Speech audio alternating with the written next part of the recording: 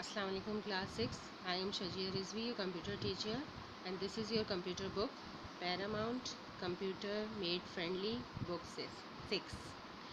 Let us start with the chapter number 2.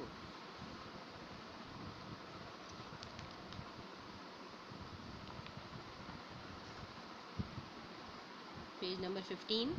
Open your books. Computer System Organization. We have already learned this chapter in the previous classes. ठीक है, इसमें ज़्यादा detail से आप explanation होगी, इस computer system को आप अच्छी तरीके से समझ सकेंगे. Okay, let us start with the chapter now. Today computer are being used in each and every field of work. They have become an important part of our day-to-day activities. Let us see how a computer system is organized to do a vast variety of services for us. देखिए, हमें मालूम है आजकल जो है ना, हर field के अंदर कंप्यूटर सिस्टम है. ठीक है, जहाँ भी जाएँ आपको नज़र आता है. वो इम्पॉर्टेंट पार्ट हो गया हमारी डेली एक्टिविटी का. पहले के जो काम हम खुद कर लिया करते थे, ठीक है, मैनुअली होता था, वो अब सब कंप्यूटर से होता है.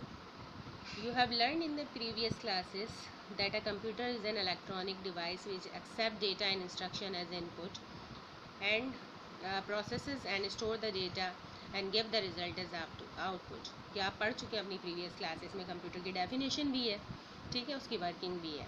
क्या कंप्यूटर एक इलेक्ट्रॉनिक डिवाइस है which accept data and instruction as input. क्या मतलब है इसका? कंप्यूटर हमसे दो चीज़ें लेता है, डेटा और इंस्ट्रक्शन एज इनपुट. इनपुट उसे कहते हैं जो हम फीड करते हैं मशीन में, यानी देते हैं मशीन में. तो हम मशीन में दो चीज़ें देते हैं, डेटा एंड इंस्ट्रक्शन. इसको यूँ समझ लें, डेटा क्या है.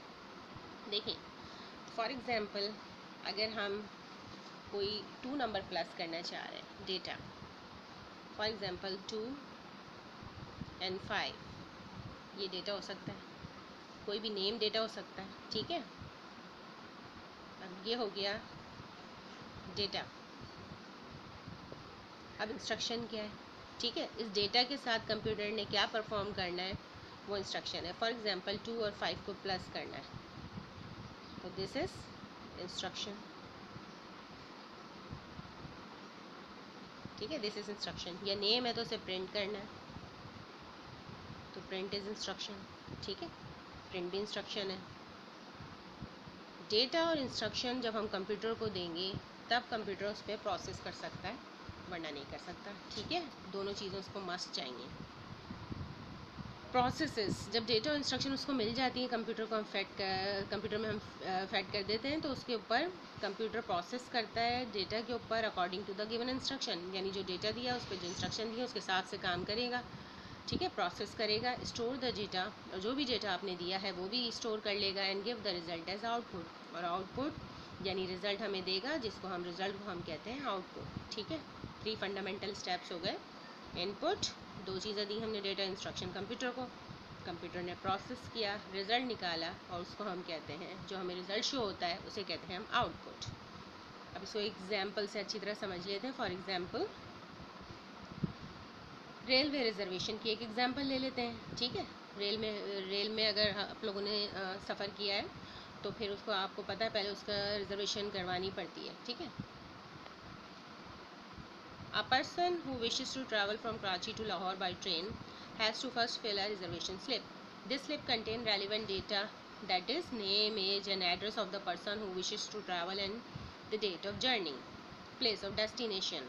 अगर एक कोई भी शख्स है, उसे कराची से लाहौर जाना है ट्रेन के ज़रिए, तो पहले रिजर्वेशन जाएगा. वहाँ पर जो क्लर्क होगा वो उसे एक पेपर देगा, रिजर्वेशन स्लिप, जिसमें उससे डेटा लिया जाएगा. क्या क्या? नेम, एज, एड्रेस उस पर्सन का, और क्या कहते हैं, डेट ऑफ जर्नी, यानी किस दिन जाना चाह रहे हैं, प्लेस ऑफ डेस्टिनेशन, कहाँ जाना चाह रहे हैं. The booking clerk keys in the data from the reservation slip into the computer. फिर वो क्लर्क वो स्लिप वापस लेगा, उसमें जो डेटा हमने दिया है या उस पर्सन ने दिया है वो कंप्यूटर में इनपुट कर देंगे. This constitute the input to the computer system. ये प्रोसेस हो गया कंप्यूटर सिस्टम में इनपुट का.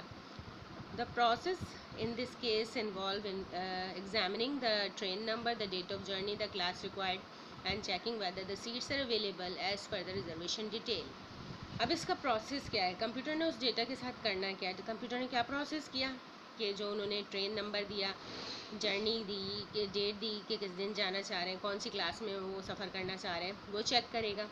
और फिर कि उस दिन उस रेल में सीट्स अवेलेबल हैं या नहीं है, वो रिजर्वेशन डिटेल हमें बता देगा। द रिजल्ट और the output of this process would be the confirmation of the booking if seats are available और a message by the computer turning down the request.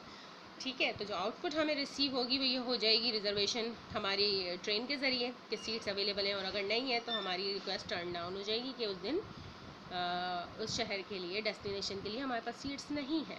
तो ये एक कंप्यूटर सिस्टम, अगर railway आपका कंप्यूटराइज है तो इस तरीके से काम करता है। इनपुट दिया, प्रोसेस हुआ और आउटपुट हमारे पास आ गया। Okay, now the computer system. A computer system consists of a group of electronic devices used to perform a variety of operations. This group's devices can be divided into three basic units. अब हम इसको कहते हैं, देखें ये कोई computer जो है वो एक मशीन नहीं है या एक डिवाइस नहीं है, जैसे टेलीविज़न है, रेफ्रिजरेटर है, ठीक है, आपका फ़ैन है, मोबाइल है, ये एक डिवाइसेस है, लेकिन एक डिवाइस है। लेकिन कंप्यूटर सिस्टम क्या है, हम उसको कहते ही इस वजह से सिस्टम है। जैसे कि आप अगर साइंस में पढ़ते आ रहे हैं, रिस्पायरेटरी सिस्टम होता है, ठीक है, सर्कुलेटरी सिस्टम होता है, तो हम उसे सिस्टम क्यों कहते हैं, क्योंकि बहुत सारे ऑर्गन से मिलके वो पूरा एक सिस्टम बनता है जो पूरा एक वर्क परफॉर्म करता है। इसी तरह कंप्यूटर सिस्टम क्यों कह रहे हैं, क्योंकि it's computer is a group of devices. ठीक है, बहुत सारे इलेक्ट्रॉनिक डिवाइसेस होते हैं जो मिलाते हैं, उनका अपना अपना एक अलग वर्क होता है, उसको मिला के हम कहते हैं computer system. This group of devices can be divided into three basic units. अब ये जो ग्रुप ऑफ डिवाइसेस कंप्यूटर के साथ लगे हुए होते हैं उसको हम थ्री बेसिक पार्ट्स में या यूँ कहें यूनिट्स में डिवाइड करते हैं।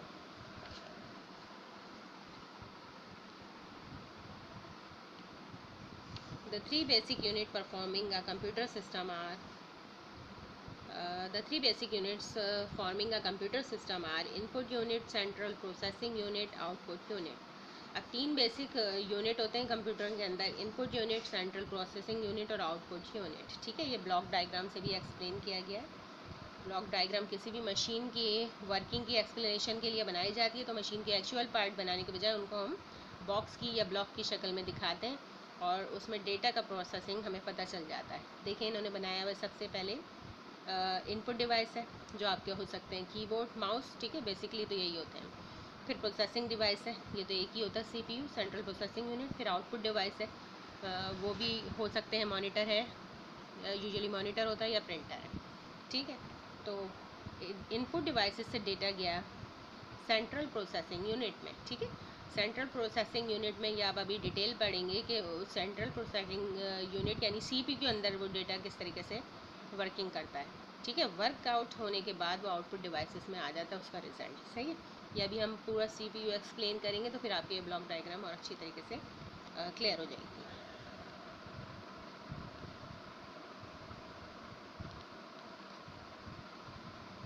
ओके नाउ, अब इन तीनों डिवाइसेस को हम या तीनों यूनिट्स को हम डिटेल में पढ़ लेते हैं। सबसे पहले आ जाइए input unit. The input unit consists of input devices. These are the devices that are used to input data into the computer. Input unit में ज़ाहिर है इनपुट डिवाइसेस होते हैं, उनका काम क्या होता है, वो डेटा कंप्यूटर में इनपुट करते हैं। Keyboard and mouse are the most common input devices. तो सबको ही पता है, शुरू से आप पढ़ें कीबोर्ड और माउस है कॉमनली यूज इनपुट डिवाइसेस हैं। इनके अलावा बहुत सारे और हैं जो आप पढ़ेंगे अभी, जो आपने पहले नहीं सुने होंगे। Track ball, scanner, light pen, digital camera etcetera are other example of input devices. ये और इनपुट डिवाइसेस हैं जो डिफरेंट किस्म के इनपुट के लिए यूज़ हो रहे होते हैं। Now the second one, the output devices. This unit consist of the devices that are use to give the output that is the proceed information to the user. अब ये यूनिट का क्या काम है, ये आउटपुट जो होता है वो यूज़र को देता है, या आउटपुट या आप उसको प्रोसीड इन्फॉर्मेशन भी कह लें, जिस पर ऐसी इन्फॉर्मेशन जिस पर प्रोसेस हुआ हुआ हो, ठीक है, वो यूज़र को प्रोवाइड करता है, यानी जो कंप्यूटर यूज़ कर रहा है इंसान को। Such devices are known as output devices. Monitor and printer are the most commonly used output devices. Commonly used कौन से हैं, मॉनिटर और प्रिंटर। इसके अलावा और भी हैं लेकिन बेसिकली यही यूज़ होते हैं। Now the very important part, the main part of the computer.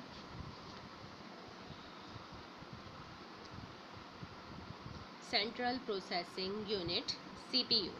Okay. Class 1 से पढ़ रहे हैं। CPU सेंट्रल प्रोसेसिंग यूनिट का शॉर्ट फॉर्म है।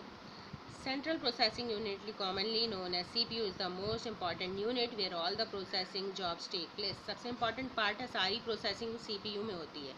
CPU is the control center of the computer and hence it is said to be the brain of the computer. ये control center है और इसीलिए हम इसको कहते हैं ये कंप्यूटर का ब्रेन है। जैसे ह्यूमन बॉडी का ब्रेन है, वो सब कंट्रोल करता है, सारी प्रोसेसिंग करता है पूरी बॉडी की, ठीक है। CPU has 3 main component. अब CPU में बहुत सारी चीज़ें अंदर लगी हुई होती हैं अगर आप ये बॉक्स खोल के देखें, ठीक है, लेकिन जो सबसे मेन चीज़ है CPU की वो है arithmetic logic unit, control unit, memory unit, यानी 3 पार्ट्स हैं। Now let us discuss the first part, arithmetic logic unit, ALU. This part of the CPU perform all the arithmetic operation like addition, multiplication, subtraction and division on the numerical data as directed by the control unit. ALU यानी arithmetic logic unit क्या करता है, वो arithmetic, जैसे इसके name से पता चल रहा है, अर्थमेटिक एंड लॉजिक 2 पार्ट हैं। ये तो एक तो सारी अर्थमेटिकल कैलकुलेशन करता है यानी mathematical, 4 fundamental, multiplication, addition, subtraction, division, ठीक है, न्यूमेरिकल डेटा यानी नंबर डेटा पे। ALU also makes logical decision like comparing the two numbers and determining whether they are equal or not. It can also compare alphabetic data to check whether they are the same or not. So all the logical operation like less than, greater than, equal to, not equal to, etc. are also carried out by ALU. देखें, इसका नाम है arithmetic logic unit. Arithmetic तो आपके समझ में आ गया, arithmetic सारे मैथमेटिकल फंक्शन करता है। लॉजिक यूनिट लॉजिकल डिसीजन भी ले रहा होता है। लॉजिकल डिसीजन का क्या मतलब है, कंपेयर करना दो नंबर को, ठीक है, कोई भी दो वैल्यू दी गई है उनको कंपेयर करना और उसको डिटरमाइन करना, यानी उसमें से रिजल्ट निकालना है क्या ये इक्वल है या नहीं है, ठीक है। It can also compare alphabetical data to check whether they are the same or not. इसके अलावा अल्फ़ाबेटिकल डेटा, ठीक है, वो भी चेक करता है कि वो सेम है या नहीं है। जो लॉजिकल ऑपरेशन ALU परफॉर्म करता है उसमें ये है, लेस देन चेक करेगा, greater than, equal, not equal, etcetera, ठीक है। ये सारे परफॉर्मेंस कहाँ हो रहे हैं, ALU में। तो सारी कैलकुलेशन CPU के ALU वाले पार्ट में होती है। Now the second part, control unit, CU. The control unit control and coordinate all the operation taking place in this system. It control the flow of data and information from one unit to the other. अब as its name suggests, control unit क्या कर रहा है, control कर रहा है और coordinate कर रहा है जितने भी ऑपरेशन हो रहे हैं सिस्टम में उन सबको कंट्रोल करता, फ्लो ऑफ डेटा और information one unit to the other, यानी एक जो डेटा फ्लो हो रहा है या इन्फॉर्मेशन फ्लो हो रही है वो कहाँ से कहाँ जाएगी, ये सारे जो डिसीजन होते हैं कंट्रोल यूनिट के होते हैं। More specifically the control unit perform the following function. अगर इसको हम ज़्यादा डिटेल से बताएं, ठीक है, तो कंट्रोल यूनिट के फंक्शन अच्छी तरह आप समझ लें। Number 1, direct the flow of data instruction from the input device to the memory. देखें, flow of instruction from input device यानी सबसे पहले तो इनपुट डिवाइस के पास ही आती है ना इंस्ट्रक्शन जो हम देते हैं, जो डेटा देते हैं, तो उसको इनपुट डिवाइस से लेकर मेमोरी में पहुंचाता है। Interpret instruction received in the form of programs and convert them into control signal. और जो प्रोग्राम्स यानी इंस्ट्रक्शन प्रोग्राम की फॉर्म में आती हैं उसको कन्वर्ट कर देता है सिग्नल्स में, कंट्रोल सिग्नल्स में। Direct the data instruction from memory to the ALU as and when required by the program. अब जो डेटा आया हुआ होता है इनपुट डिवाइस से मेमोरी में, उसको ALU पे भेजता है। जब भी प्रोग्राम को ज़रूरत होती है तो अर्थमेटिक लॉजिकल यूनिट में कैलकुलेशन के लिए भेज देता है। ट्रांसफ़र द इंफॉर्मेशन और proceed data from ALU to memory. जब ALU परफॉर्म कर देता है डेटा पे और उसको चेंज कर देता है इंफॉर्मेशन में, तो उसको ALU से उस इंफॉर्मेशन को मेमोरी में वापस भेजते हैं। Transfer the information proceed data from memory to the output unit. और इसके साथ ही जो रिज़ल्ट है या इंफॉर्मेशन है या प्रोसीड डेटा है, कुछ भी कहें, वो मेमोरी से लेकर आउटपुट डिवाइस को यानी मॉनिटर या प्रिंटर पे भेज देता है। तो बेसिकली ये 3 काम हैं कंट्रोल यूनिट के। I hope it is clear to you now कि CPU के क्या क्या फंक्शन है। हमने उसके 3 पार्ट पढ़े CPU के। सबसे पहले हमने पढ़ा था arithmetic logic unit, then the control unit एक रह गया class, memory unit. Let's now turn the page.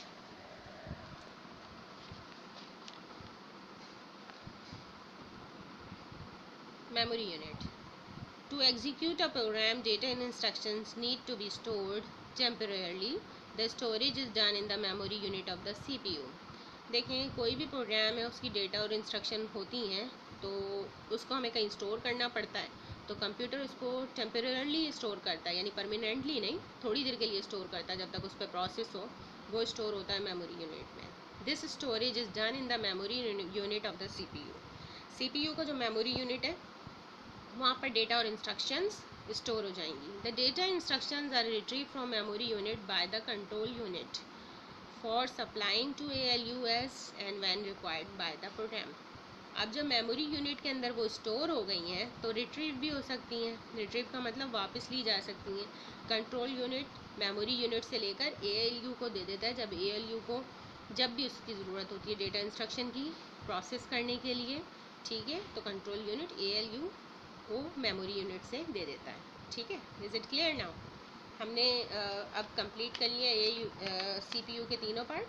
ठीक है, अब इसको समझ लें ब्लॉक डायग्राम को एक दफ़ा और, ठीक है, क्योंकि हम ALU डिटेल से हमने ALU मेमोरी यूनिट और कंट्रोल यूनिट पढ़ लिया। अब आपके समझ में आ जाएगा CPU। Look at the block diagram now. This is the input devices. ठीक है, कौन कौन से हो सकते हैं? कीबोर्ड और माउस। ठीक है, कंप्यूटर यूज़र ने इनपुट किया, दो चीज़ें आपको बताई थी, कौन कौन सी? Data and instruction both as input. ठीक है, इनपुट डिवाइसेस से CPU में आए। CPU के तीन पार्ट नज़र आ रहे हैं आपको, memory unit, control unit, ALU। ठीक है, जो इनपुट आएगा वो पहले कंट्रोल यूनिट में आएगा। कंट्रोल यूनिट इसको टेम्परेरी स्टोर कर देगा MU यानी मेमोरी यूनिट में, और जब भी उस प्रोग्राम की प्रोसेसिंग होगी तो कंट्रोल यूनिट इसको वापस मेमोरी यूनिट से लेगा और ALU को दे देगा कैलकुलेशन के लिए। ALU उसके ऊपर परफॉर्मेंस करेगा, रिज़ल्ट या आउटपुट निकालेगा, वापस कंट्रोल यूनिट में जाएगा। कंट्रोल यूनिट उस रिज़ल्ट को मेमोरी यूनिट में भी देगा और आउटपुट डिवाइस में भी देगा जो हमें शो हो जाता है मॉनिटर के ऊपर। Is it clear now? आज के लिए इतना ही रखते हैं। Thank you.